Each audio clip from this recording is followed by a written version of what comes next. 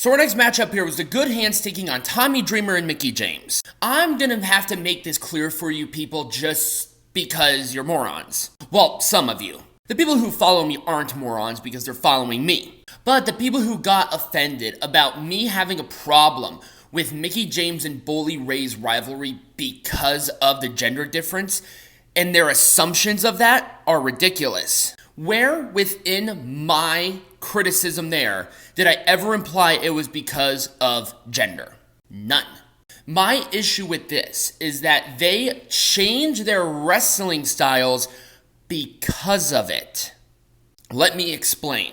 If Mickie James was not in this match and it was a male, we would have seen a lot more punches and a lot more physicality on the other individual. But because Impact Wrestling doesn't want to offend anybody, they do the match still, yet they're treating her with kid gloves. This is a grown woman who's been wrestling for decades. She's faced men before, and quite well. What are we doing here? You need to go either all in on it or don't do it at all. God, it seems like that's logical. But no, they had to do this where you could tell that the Good Hands were not 100% comfortable wrestling Mickie James.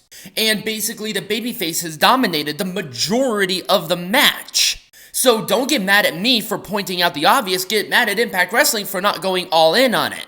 Mexico has male and females wrestle against each other, and they do everything that they would always do. No problem whatsoever. But because our society are a bunch of just sensitive little snowflakes, and yet they still want women facing men, it's like, you can't have it both ways. Just have them punch each other. Jesus.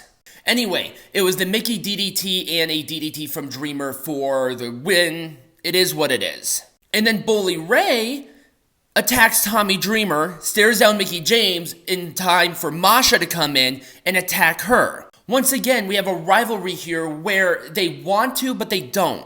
This flip-floppy crap has to stop. If you want to do it, do it. That's how you make that majestic again. Whatever. I mean, at the very least, they're having Masha there because Masha really needs to build back that credibility as a contender.